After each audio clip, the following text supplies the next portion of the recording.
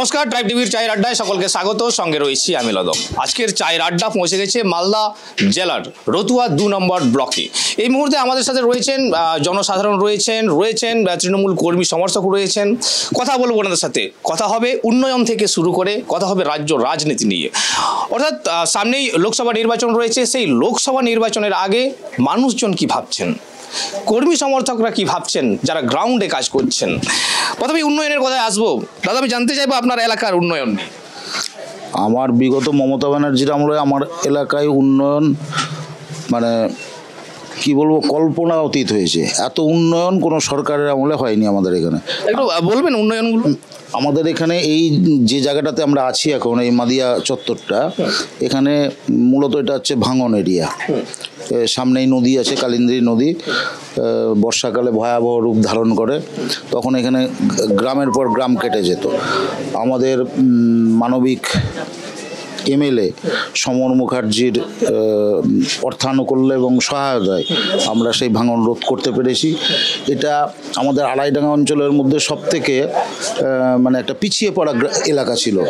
আমরা এখন আপনি দেখতেই পাচ্ছেন সামনে যে উন্নয়ন আপনাকে ডাকছে সামনে থেকে। রাস্তাগুলো দেখেন কত সুন্দর করেছে। সব এমএলএর টাকা, এমপি ল্যাডের টাকা, আমাদের জেলা পরিষদের টাকা, গ্রাম পঞ্চায়েতের টাকা। আমরা উত্তরবঙ্গ থেকেও প্রচুর কাজ এখানে করতে পেরেছি। এখানকার বিদ্যালয়ের মান আমরা উন্নত করতে পেরেছি। ক্লাস ঘর দিয়েছি, এখানে কমিউনিটি টয়লেট দিয়েছি, ইলেকট্রিফিকেশন হয়েছে, প্রচুর কাজ হয়েছে এখানকার। শুধু এই না, শিক্ষার মানও এখানে বৃদ্ধি পেয়েছে আস্তে আস্তে, যেহেতু যোগাযোগ ব্যবস্থা উন্নত হয়েছে বলে এখানকার মানুষ এখন শহরে গিয়ে কোচিং নিচ্ছে। এবছরই এখান থেকে প্রথম মানে স্বাধীনতার পর প্রথম এই গ্রাম থেকে সরকারি মেডিকেলে চান্স পেয়েছে এই গ্রাম থেকে। এটা এখানে অব্যাহত আছে, চলছে। অবশ্যই উন্নয়ন অব্যাহত আছে। এখানে সাধারণ মানুষও রয়েছেন, তাদের সাথে কথা বলবো। কি বলবেন আপনার এলাকাকে নিয়ে? কি বলবো, আমি তৃণমূলই করি, কিন্তু অথচ আমরা গরিব মানুষ। 100 দিনের কার্ডের একবারে টাকা দিয়েছে, আর টাকা দিচ্ছে না, বন্ধ করে দিয়েছে। কে বন্ধ করে দিয়েছে? বন্ধ করেছে প্রধান করলো কি, মোদি করেছে। এসবগুলো করেছে। এবার আমরা যে তৃণমূল করেছি ওই। আচ্ছা, আপনারা বলছেন যে 100 দিনের কাজের টাকা মোদি বন্ধ করে দিয়েছে, কিন্তু 100 দিনের কাজের টাকাতে সেখানে দেখা গেছে যে এখানে ঘাপলা হয়েছে, টাকা এখানে চুরি হয়েছে। তো যে কারণে কেন্দ্র সরকার ফাইনও করেছে 4 জেলাকে পশ্চিমবঙ্গের, তার মধ্যে মালদাও আছে, যে কারণে বন্ধ করেছে। কি বলবেন? করেছে সেটা তো মানে আমরা বলতে পারবো না, কিন্তু এখন দেখতে পাচ্ছি রাজ্যে যে মমতা ব্যানার্জি আছে, খুব ভালো উন্নয়ন আছে। আমরাও বলতে পারি রাস্তা, বাড়ি, ঘর, এরকম বাথরুম, যাদের পায়খানা নেই, সব কিছু করেছে। এরকমই স্কুল ছাত্রছাত্রীদের কন্যাশ্রী, রূপশ্রী ইত্যাদি অনেক কিছু আছে, কিন্তু আমরা মমতাকে বলতে পারছি না। সব উন্নয়ন দেখে ওর মানে কথা বলে, আর দিদি সব দিকেই ভালো কাজ করে আমরা দেখতে পাচ্ছি। শিক্ষার দিকেও আছে, সমাজের দিকেও আছে, কিন্তু 100 দিনের টাকায় যে মোদি বন্ধ করেছে, এটা নিয়ে আমরা মানে বলতে পারছি না কিছু। অর্থাৎ আমরা এ নিয়েও আবার কথা বলবো। এই যে দুর্নীতির কথা এত আসছে, ইডি সিবিআই চলে আসছে, কি বলবে? বলছি, তৃণমূল পার্টি যে নেতাই করুক, যখন তৃণমূল পার্টি করে দুর্নীতি, আপনি বিজেপির অঞ্চলে চলে যান, এর চেয়ে বেশি দুর্নীতি ওইখানে ধরা পড়ছে না। যে তৃণমূল করবে তার বিরুদ্ধে সিবিআই, ইডি, আর যখনই ও সেই লোকটা চলে যাবে বিজেপিতে, ও সাধু। তাহলে আপনি কি বলতে চাইছেন যে পশ্চিমবঙ্গে দুর্নীতি হয়নি?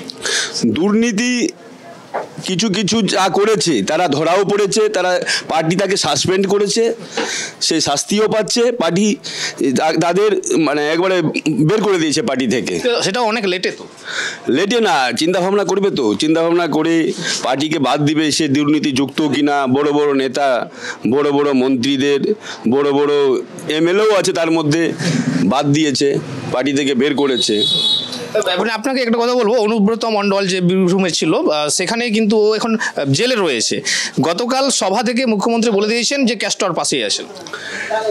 দেখুন, কেষ্ট যে ছিল মানুষের জন্য কিছু করেছেও, আর কিছু করতে গেলে ভুল হতে, যে কাজ করে সেই ভুল করে। আজকে বিজেপির নেতারা যে বড় বড় কথাগুলো বলে সেটা তারা কাজ করে না। আপনি দেখবেন, আপনি যদি কোনো কাজ করেন আপনারও ভুল হবে। সেই বলে মানে তাদের উপর যে বিজেপির কি সবটা স্বাদ আছে তাদের কেন ধরা পড়ছে না?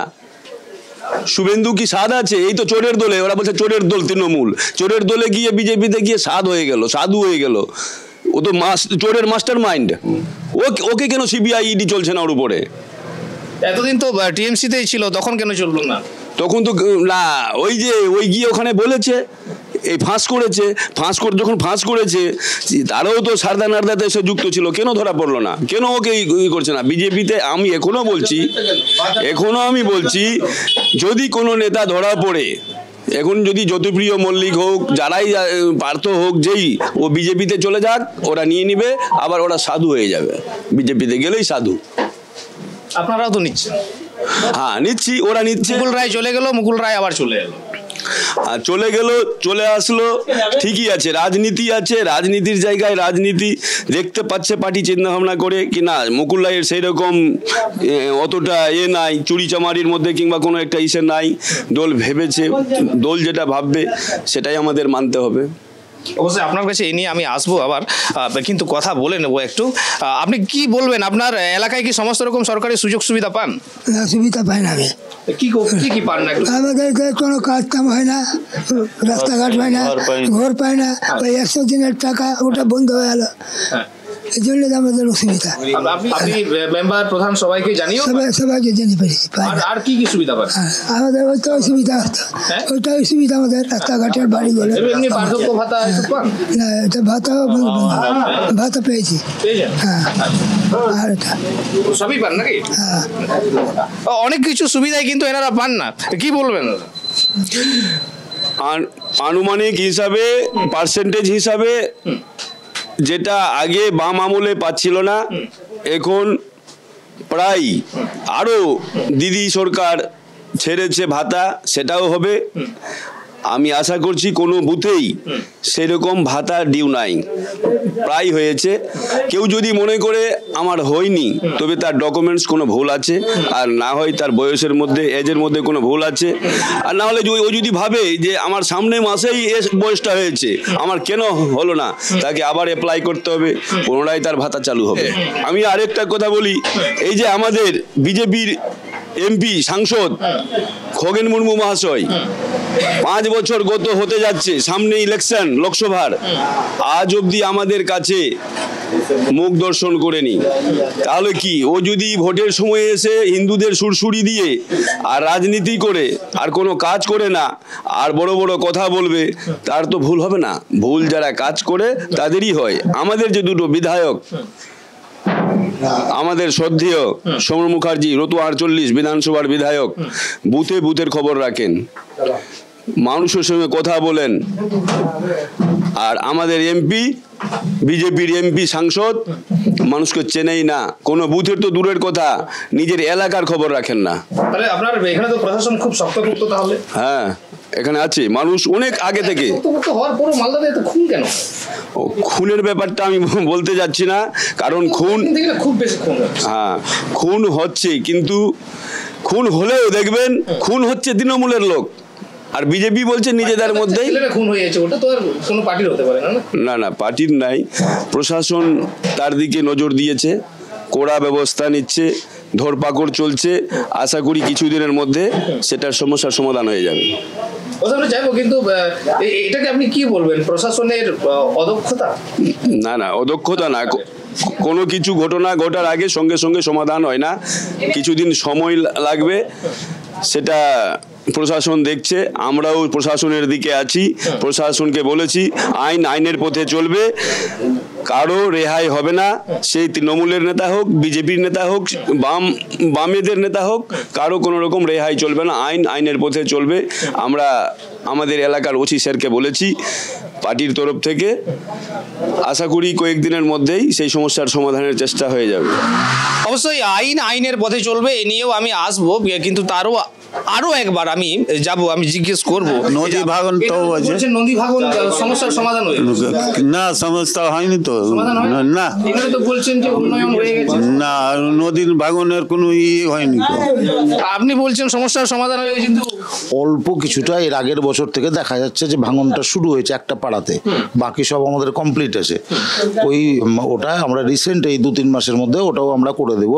এবং এখানকার রাস্তাঘাট তো আপনি নিজের চোখেই দেখতে পাচ্ছেন যে হ্যাঁ কত সুন্দর রাস্তাঘাট। আপনি তো নিজের চোখেই দেখলেন, আপনি মোটামুটি 10-15 কিলোমিটার গাড়ি করে এলেন, আপনি তো দেখতেই পাচ্ছেন নিজের চোখে যে রাস্তাঘাটের কত উন্নয়ন হয়েছে এখানে।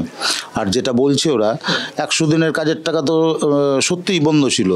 মোদী সরকার তো 100 দিনের টাকা দেয়নি, এবং দেয়নি বলেই আমাদের মাননীয় মুখ্যমন্ত্রী মমতা ব্যানার্জি 2021 সালের 50 দিনের আর 2022 সালের 50 দিনের এই 100 দিনের টাকা আমরা এই ক্যাম্প করছি 18 তারিখ থেকে 25 তারিখ। তার মাধ্যমে আমরা ফর্ম সংগ্রহ করছি, যারা বেনিফিশিয়ারি আছেন তাদের টাকা আমরা 2 তারিখের মধ্যে প্রত্যেকের অ্যাকাউন্টে ঢুকিয়ে দেব। মমতা ব্যানার্জি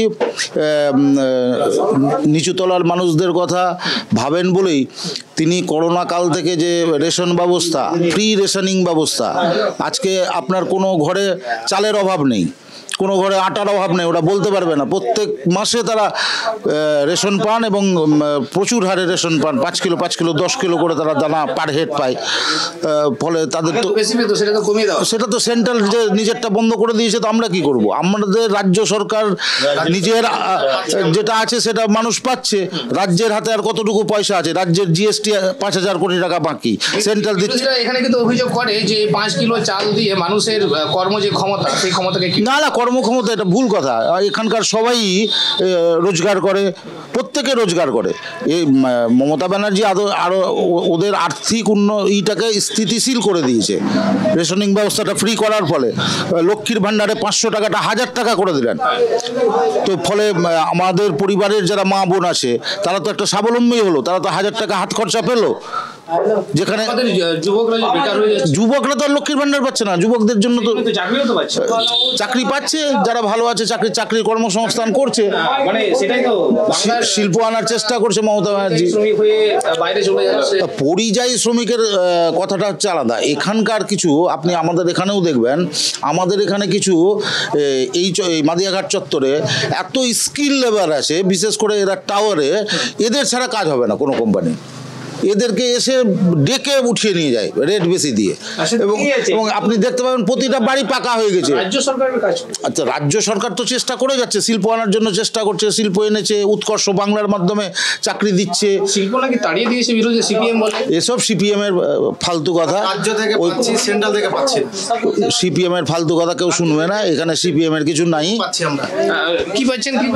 অনেক কিছু পাচ্ছি। আর কেন্দ্র থেকে কি পাচ্ছেন? কিচ্ছু পাচ্ছি না। এই যে কি চাই?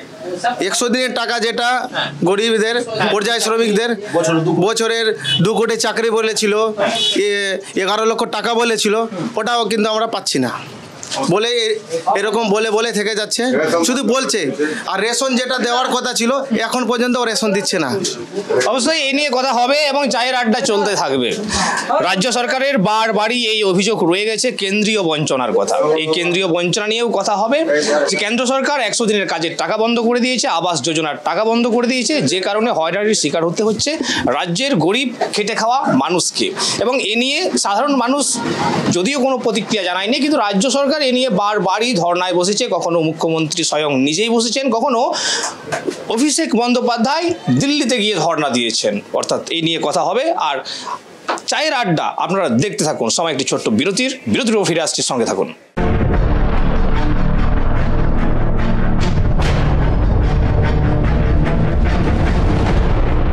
ফিরে এলাম আবারও আরেকবার। স্বাগত জানাই সবাইকে চায়ের আড্ডায়। আর আমাদের চায়ের আড্ডা এই মুহূর্তে পৌঁছে গেছে মালদা শহরের ইংলিশ বাজার পৌরসভা স্টেশন রোডে। এই মুহূর্তে রয়েছেন আমাদের এখানে তৃণমূল কাউন্সিলর রয়েছেন, তার সঙ্গে রয়েছেন এখানে সাধারণ মানুষ, জনসাধারণ রয়েছেন। আমরা কথা বলছি সাধারণ মানুষের সাথে উন্নয়ন নিয়ে, অনুন্নয়ন নিয়ে কথা হচ্ছে। আসন্ন লোকসভা নির্বাচনকে কেন্দ্র করে বর্তমান রাজনৈতিক পরিস্থিতির উপর নির্ভর করে কথা হবে। আমরা শুরু করবো প্রথমেই সাধারণ মানুষ থেকে শুরু করবো। আপনার এলাকার কথা কি বলবেন, উন্নয়ন নিয়ে কি বলবেন? আমাদের এলাকার উন্নয়নে আমাদের কাউন্সিলর, আমাদের নেতা যে গৌতম দাস আছেন, উনি সর্বোত্তরভাবে কাজ করছেন, ঠিক আছে। মা মাটি মানুষের নেত্রী আমাদের মমতা বন্দ্যোপাধ্যায়, তিনি মানে ওনার ছত্রছায়ায় আমাদের কাউন্সিলর কাজ করছেন, ঠিক আছে। আর আমি আসছি আপনার কাছে, আমি আসবো, কি বলবেন দাদা এলাকাকে নিয়ে? দেখুন, আমরা দীর্ঘদিন পৌরসভার অন্তর্গত আছি। 26 নম্বর ওয়ার্ডের আমাদের বাড়ি, আমাদের কাউন্সিলর শ্রীযুক্ত গৌতম দাস মহাশয়।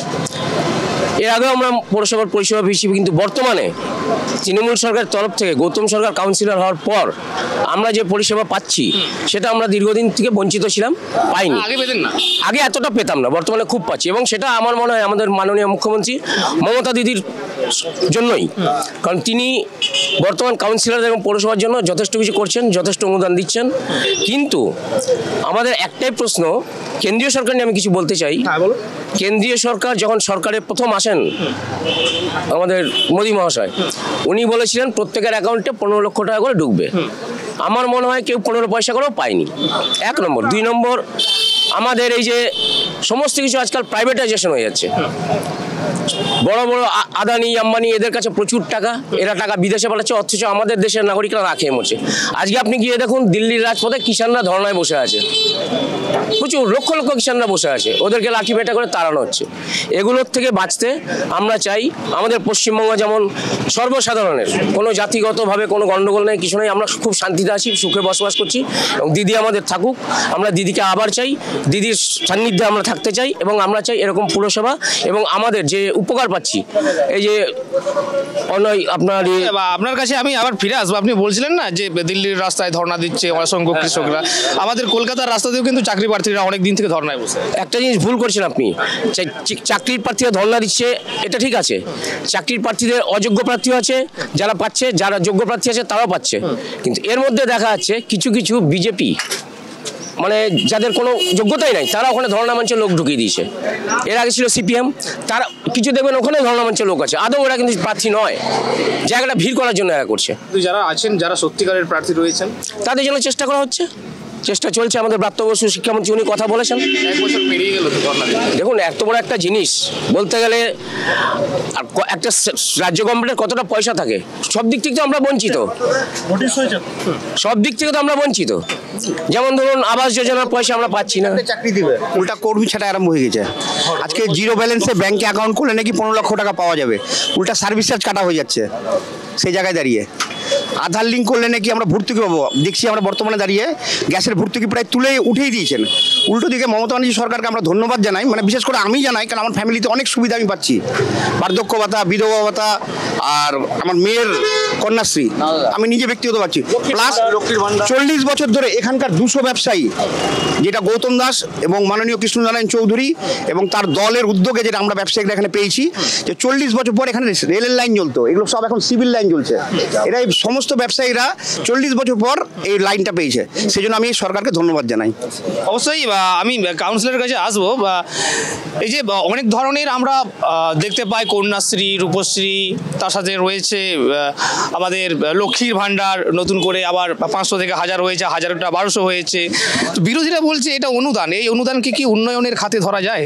দেখুন, আপনারা হয়তো দেখে থাকবেন যে বিশিষ্ট নোবেল জয়ী, এটা তো আমাদের পশ্চিমবঙ্গ থেকে নোবেল দেওয়া হয় না, গোটা বিশ্বের ব্যাপার আছে। আমাদের অভিজিৎ বিনায়ক সাহেব, তিনি যার জন্য নোবেল পেয়েছেন, তিনি বলেছিলেন যে সরকারকে মানুষের, গরিব মানুষের হাতে টাকা পৌঁছে দিতে হবে ডাইরেক্ট, এবং সেই কারণেও কিন্তু তিনি যে পদ্ধতিটা দেখিয়েছিলেন তার জন্য তিনি নোবেল পেয়েছেন। তো মমতা ব্যানার্জি করোনার পর থেকে যে অবস্থাটা হয়েছে, দেখুন এখানে আলোচনার মধ্যে উঠেছে সেন্ট্রাল গভর্নমেন্ট যা বলে তার বিপরীতটা করে। আপনাকে বলেছিল যে আধার কার্ডের লিঙ্ক করে দেবেন, ভর্তুকি পাঠিয়ে দেবো, গ্যাস থেকে ভর্তুকি তুলে 3 গুণ হয়ে গেছে। 70 বছরে যে সরকার করেনি, এই 70 বছর যে সরকার করেনি স্বাধীনতার পরে, এই সরকার আসার পরে 3 গুণ সেটা বাড়িয়ে দিল।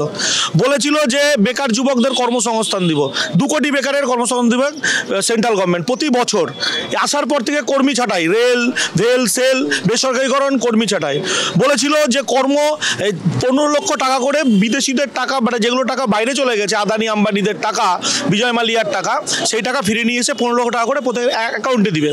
আমরা ক্ষেত্রে দেখলাম যে অ্যাকাউন্টটা খোলা হয়েছে কিন্তু টাকা পৌঁছায়নি, কিন্তু সার্ভিস ট্যাক্সটা পৌঁছে গেছে।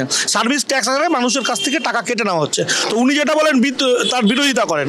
আমরা তো লক্ষ্মী ভাণ্ডার যদি 500কে 1000 করি, আমি তো মমতা ব্যানার্জিকে ধন্যবাদ জানাই যে উনি বিধানসভা ভোটের আগে এটা নিয়ে প্রতিশ্রুতি দিয়েছিলেন যে আমরা লক্ষ্মী ভাণ্ডার করব, এবং তার উপরে ভিত্তি করে গরিব মানুষ, পশ্চিমবাংলার মানুষ মমতা ব্যানার্জিকে নির্বাচিত করেছেন। উনি ওনার প্রতিশ্রুতি রক্ষা করেছেন, 500-র জায়গায় 1000 করেছেন। শোনেন, এখানে প্রতিবন্ধকতা আছে প্রচুর, যে আমাদের এই বিজেপি নামক কিছু বিষাক্ত জিনিস, আমাদের ইংলিশ বাজার থেকেও এখান থেকেও বিজেপি জিতেছে। আমরা রাস্তার উপরে মিটিং করছি, 7 দিন আগে ম্যাস্টিক হয়েছে। এই যেখানে এখানটায় আমরা বসেছি, আপনারা এসছেন এই চায়ের থেকে, এখানেও ম্যাস্টিক হয়েছে, লাইটটা তো বললোই। এরকম হাজারো উন্নয়ন আছে। এখানে বিজেপি বিধায়িকা জিতেছেন, তিনি একটা খোয়া পর্যন্ত কোথাও পুঁতেছেন সাধারণ মানুষের, কেউ বলতে পারবে না। তো মানুষ অবশ্যই বিজেপির সাথে কথা হলে তাদেরকে এই প্রশ্ন অবশ্যই জিজ্ঞেস করব, কিন্তু যেহেতু আপনি প্রতিশ্রুতির কথায় এলেন, আমি প্রতিশ্রুতির কথা আমি একটু মনে করে দিই আপনাকে। মমতা ব্যানার্জির সরকার যে সময়, অর্থাৎ আপনাদের সরকার যে সময় ক্ষমতায় আসেনি, তার আগে কিন্তু মুখ্যমন্ত্রী বলেছিলেন যে ক্ষমতায় এলে কেন্দ্রের হারে ডিএ দেবেন। দেখুন, ডিএর ক্ষেত্রে আমরা তো বলছি, মমতা ব্যানার্জিও বলছে কেন্দ্রের হারে ডিএ দিবেন, এবং আপনি লক্ষ্য করে থাকবেন হয়তো 1 বছরের মধ্যে 11% ডিএ বাড়িয়েছেন। আমরা ওনাদের প্রতি সমব্যাধী, কিন্তু 1,17,000 কোটি টাকা সেন্ট্রাল গভর্নমেন্ট আটকে রেখেছে। আমরা যারা ডিএ প্রাপক তাদেরকে অনুরোধ করব যে আসুন আমরা সবাই মিলে ওই সেন্ট্রালের টাকাটা ছিনিয়ে নিয়ে আসি। মমতা ব্যানার্জি তো বলেছেন সেন্ট্রাল যদি টাকা দেন আমরা দিয়ে দেবো। আপনি চাকরির কথা বলছিলেন, চাকরির ক্ষেত্রে আপনারা দেখে থাকবেন কিছুদিন আগে যে 9,500 হচ্ছে প্রাইমারি নিয়োগ হলো, আবার উচ্চ মাধ্যমিকে নিয়োগের জন্য সেইখানটায় হচ্ছে ব্যবস্থা করা হচ্ছে। কিন্তু বিরোধীরা, এই শুভেন্দু নামক কিছু বিষাক্ত বীজ, এরা হচ্ছে বিজেপির, এরা কি করছে, এটাকে গুগলেট করে দিতে চাইছে হাইকোর্টে গিয়ে, যেখানে গিয়ে। আজকে দেখুন, হাজার হাজার কৃষকরা বসে আছে রাজপথে, তাদের রাজপথে পেরেক পুঁতে দেওয়া হচ্ছে।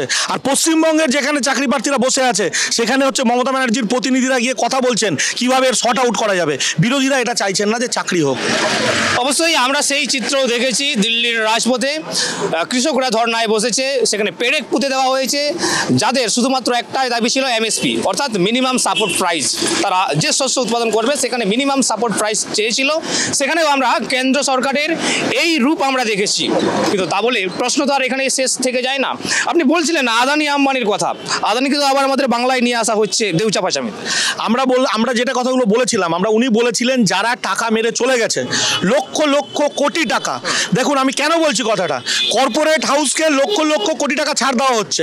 এটা তো আদানি বাংলায় ব্যবসা করবে না সেটা প্রশ্ন না, প্রশ্ন হচ্ছে যে কর্পোরেটকে আমি ছাড় দিব, কৃষকদের ছাড় দিব না, কৃষকদের উপরে গুলি চালাবো, কৃষকদের রাজপথে সেখানে পেরেক পুঁতে দিব, আর লক্ষ লক্ষ কোটি টাকা হচ্ছে কর ছাড় দিব আদানিতে। আমাদের প্রশ্ন সেখানে, আমাদের প্রশ্ন সেইখানে যে বিজয় মালিয়াকে আমরা দেখেছিলাম যে ভোটের আগে ধরে নিয়ে চলে আসছে।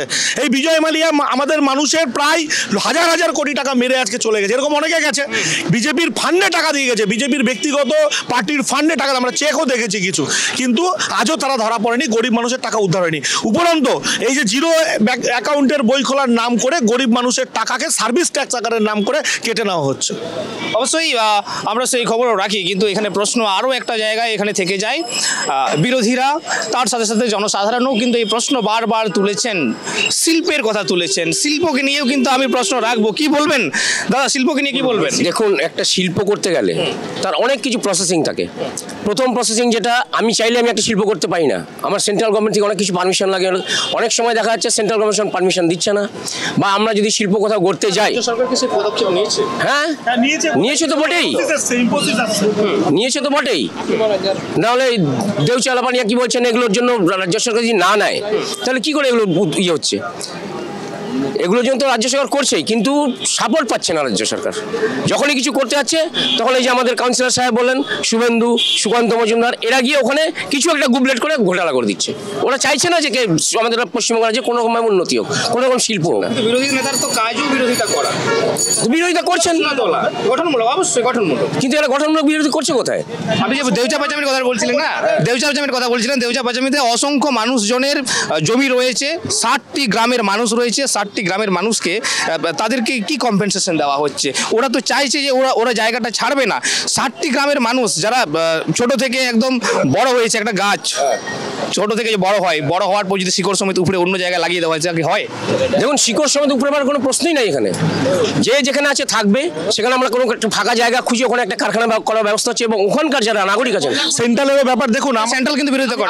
আমি বলি কোনো আমাদের প্রকৃতির যা সম্পত্তি আছে, যা রিসোর্স, ন্যাচারাল রিসোর্স, এটা কিন্তু সেন্ট্রাল গভর্নমেন্টের অধীন এবং যেখানেই এটা আইডেন্টিফিকেশন হবে, হ্যাঁ, জিওলজি সার্ভে অফ ইন্ডিয়ার দ্বারা যেখানেই আইডেন্টিফিকেশন হবে সেই জায়গাটাকে আমরা কিন্তু সেন্ট্রালের জাতীয় সম্পদের জন্য এটা ছাড়তে বাধ্য, ঠিক আছে? হ্যাঁ, তবে আমাদের এটা অবশ্যই উচিত এবং আমরা দেখছিও তাই, যে যাতে যারা নাগরিকরা আছে তারা সঠিকভাবে তারা হচ্ছে যাতে ক্ষতিপূরণটা পায়, সেখানে সেন্ট্রালেরও দায়িত্ব আছে। সেন্ট্রাল একটা বরাদ্দ দিবে, তার উপরে ভিত্তি করে আমাদের মানুষরা পাবে। আমরা চাই যে সেটা অতি দ্রুত এটা হচ্ছে ইমপ্লিমেন্টেশন, এখানে কোনো বাধার কোনো ব্যাপার নেই। অবশ্যই যে কারণে সেখানকার মানুষজন কিন্তু আন্দোলন করেছেন এবং তাদের আন্দোলন কম্পেনসেশন, এই কম্পেনসেশন তারা কি চান, তারা অবশ্যই সেটা আলোচনার সাপেক্ষ তা সরকারের সাথে।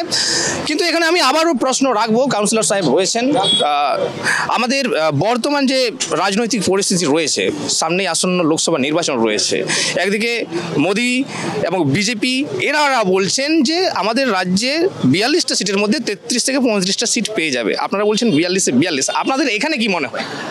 আপনারা তো বিধানসভার আগে দেখেছিলেন যে আপকে বার 200 পার কত হয়েছে, 70 কোনো রকমে ছুঁই অবস্থা। অনেক টাকা পয়সা খরচা করেছেন, অনেক কিছু করেছেন, কিন্তু পারেননি।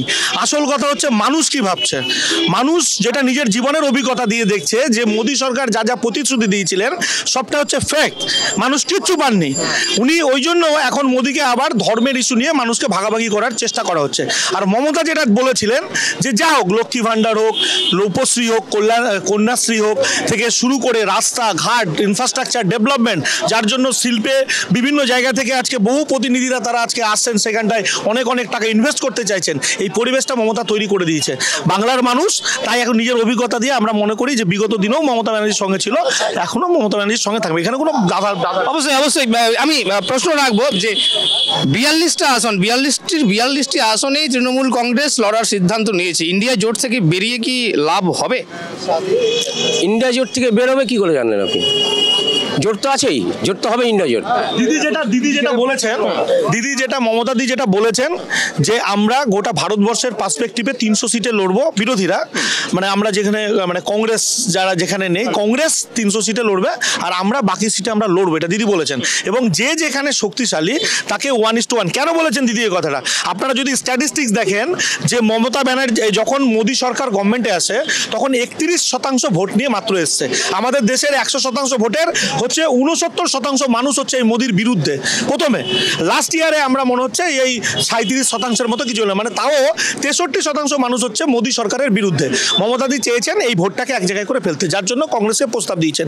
এখানে যেহেতু বাংলায় আমরা শক্তিশালী, আমাদের এখানে ক্ষমতা রয়েছে এবং মানুষের উন্নয়নে আমরা দেখেছেন লাস্ট পঞ্চায়েত নির্বাচনে আমরা ব্যাপক হারে সেখানটায় জিতে রয়েছি, সেই জন্যই দিদি সেই ইকুয়েশন রয়েছে। এটা একটা শোনেন, এটা নিয়ে একটা আলোচনা চলছে, নিশ্চিতভাবেই দল সিদ্ধান্ত নেবে, দল যেটা বলবে আমরা সেটা করবো। অবশ্যই আপনি যখন বললেন না যে দিদি বলেছেন যে যেখানে শক্তিশালী সে সেখানে লড়বে, প্রসঙ্গ বিরোধীরা এখানেও নিয়ে আসে ত্রিপুরার কথা, গোয়ার কথা।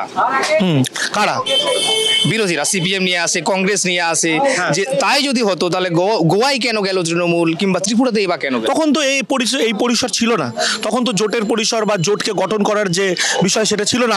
বিজেপি বিরোধিতার ক্ষেত্রে না, বিজেপি বিরোধিতা ক্ষেত্রে মমতা ব্যানার্জি হচ্ছে অনন্যতম ভারতবর্ষের মধ্যে মুখ, এটা মানতে হবে সকলকে। মমতা ব্যানার্জি যে লড়াইটা লড়তে পারেন, যে লড়াইটা করতে পারেন, গরিব মানুষের টাকার জন্য দিল্লিতে ধর্ণা দিয়ে যে লড়াইটা করছেন, সেটা আমি অন্য কারোর মধ্যে আপনারাও আশা করি সেটা দেখতে পাবেন না। কিন্তু আমরা চাইছি যে বিরোধী ভোটটা যদি এক জায়গায় পড়ে তাহলে মোদী সরকার কোনোভাবেই জিততে পারবে না।